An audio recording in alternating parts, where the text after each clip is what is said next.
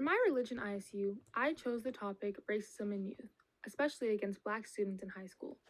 This topic really resonated with me because racism is something that I have had to live with my entire life.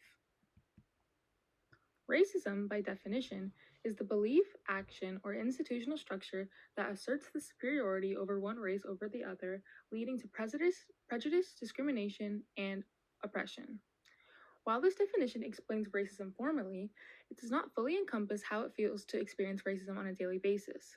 I wanted to take the chance to use this assignment as an opportunity to spread awareness on how students experience racism through their everyday lives at school. Later in the video, I will be interviewing Black students at our school to see how racism has affected their lives.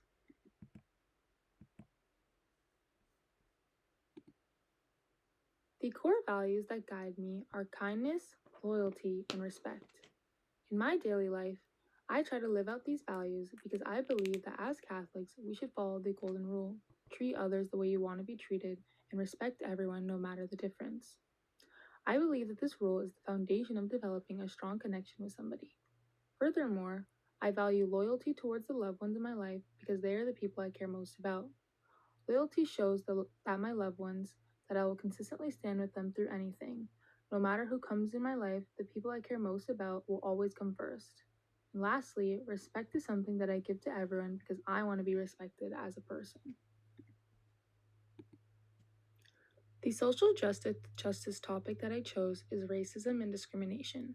Throughout this presentation, my goal is to highlight racism in youth while focusing on specifically our school. Personally, this issue means a lot to me because growing up as a Black girl in predominantly white spaces influenced the way I understood beauty, identity, and acceptance. At the young age of 6, I internalized that I needed to change myself in order to fit in. These were not thoughts I was born with, but I learned by comments and experiences I had as a little girl. It first started out with me wishing for straight hair, wanting lighter skin, and being embarrassed to swim in front of others because of how poofy my hair got. For example, when I was little, I would even get comments about how gross it was that I only washed my hair once a week, but it was the kind of hair my texture needed. Moments like this may seem small to others, but these small thoughts and instances made me want to hide and change myself in order to fit in with others. As I got older, I would be told comments about how I'm whitewashed, not black enough, or speak too proper for a Black girl. At the time, I did not understand what they meant because I was just being myself in the best way I knew how. However, now looking back, I have realized that these comments were rooted in stereotypes and expectations of what it means to be Black. Society often looks at Black people through a narrow lens, suggesting that there's only way to look, speak, or act, but also creates pressure for these people to conform to these narratives. Even now that I know this, these thoughts are still engraved in me to the point where I'm insecure when I speak to other Black people because I am worried that they'll think I'm whitewashed. Through this project, I hope to highlight how racism in youth is not always obvious, but usually goes unnoticed. It can be subtle comments, assumptions, or societal pressures that affect how worthy a person feels. By sharing my experience as well as others' voices, I aim to challenge these stereotypes and encourage others to change within our school community. Racism in youth, particularly against Black students in high school, has been an ongoing issue for decades. These issues not only affect students academically, but also personally and mentally. Racism does not only appear in obvious forms such as racial slurs, but also more subtle ways such as stereotypes, microaggressions, etc. These everyday experiences can make people feel isolated, unworthy of certain achievements, or make them feel like they do not belong. One major problem under this issue is stereotypes of Black students. Society often portrays Black students as limited or incapable, when in reality, the color of your skin does not determine how capable you are. For example, Black students may be seen as more likely to cheat, less intelligent, or more disruptive. This would directly affect how teachers treated these students, hindering their learning experience. This is connected to a larger issue where Black students are statistically more likely to achieve less in school compared to their peers. For example, in an article titled Closing the Gap: Why Are Black Students in Toronto Less Likely to Thrive? States that 20% of Black students drop out of high school. That's double the rate for white students in racialized groups. This is a living proof that Black students need more support and how these stereotypes may be affecting their learning experience. Racism in schools appears as racial slurs and verbal abuse, which is the most obvious but is still widespread. Stereotypes and lower expectations is another way it appears, which is when Black students are seen as less capable, more likely to cheat, or disruptive. And microaggressions, which are small comments that are made everyday comments about hair, voice, and behavior. All of these things affect Black students' learning experiences. Another important aspect is microaggressions, which are everyday verbal, nonverbal, intentional, or unintentional insults which leave a lasting impact on people. Comments about hair, voice, or behavior can make students feel like they do not belong in their own community. Over time, like in my case, these experiences can damage a person's self esteem and create issues with identity. This issue is important because schools are meant to be safe spaces for learning, growth, and building relationships. Comments about hair texture, questions about how someone speaks or acts, assumptions about ability. You're not like other Black people, which is something I've gotten. You're so articulate, as if it's surprising. All of these comments can damage a person's self esteem. Even comments like, oh, can I touch your hair? Your hair, it's so exotic. These type of comments really damage a Black student's self esteem and can make them feel different. With that being said, let's get a glimpse into our school and see how racism has affected some Black students. The three questions I asked are: can you share a time at school when you felt like you were treated differently because of your race? Have you ever experienced microaggressions? What were they and how did it make you feel? And lastly, what changes do you think our school could make to create a more supportive environment for Black students? I really wanted to use this ISU as an opportunity to share the voices of our school, not just my own personal voice and opinion. Can you share a time at school when you were treated differently because of your race? I would say so. Yes, I have. There was one time I was in a test, and then I'm minding my business, and the teacher's just staring at me. Everybody's bringing their phones out, taking pictures of their test, and he was suspecting me of cheating. Another time for me is just like when I was just hanging out with like one of my friends, but like they're all like white, and like I just felt like out of place or like just kind of like less privileged and like marginalized and like stuff like that. Okay. Um, in grade 10 science, my teacher hated me because I was loud and tried to get me suspended me and another girl suspended just because we were Black. Have you ever experienced microaggressions? What were they and how did it make you feel? Yes, I experienced a microaggression. Like for me, it was like more towards an action, like where someone like anytime like I get my hair done, like a lot of people just randomly start touching my hair, like without like permission and stuff like that. So that just like makes me feel like I'm like an object. Yeah. I can relate to that.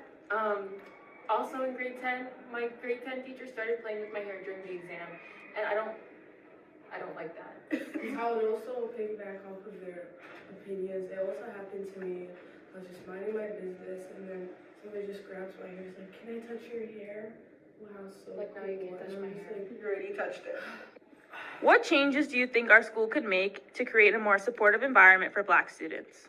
I think just celebrating the Black culture more in general. Like, I don't think that the Black History Month stuff that they do is enough, and I think that the Black teachers also are not a good representation of the Black community. For me, like what I was gonna say, like you know how we have like a whole like indigenous like basic like history English course. I mean, I feel like we could also do that for Black people because a lot of like Black students I know don't really know like their history like at all, and I feel like obviously we know slavery was such a huge thing. Not to say that the indigenous thing was not, but like I feel like we could balance it and make it so everyone's educated on it. I would say the same. As it's presented in the video, it is evident how much racism affects students' everyday lives. This is a problem that needs to be solved.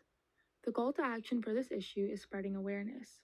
Racism in youth will never improve unless students, teachers, and administrators are actively willing to educate themselves on this issue.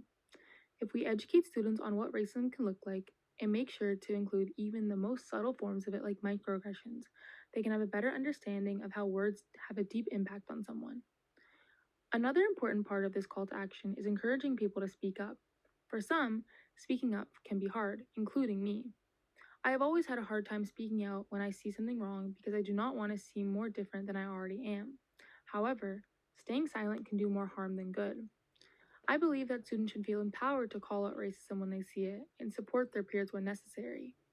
Personally, I will live out my call to action by starting small and speaking up to my friends.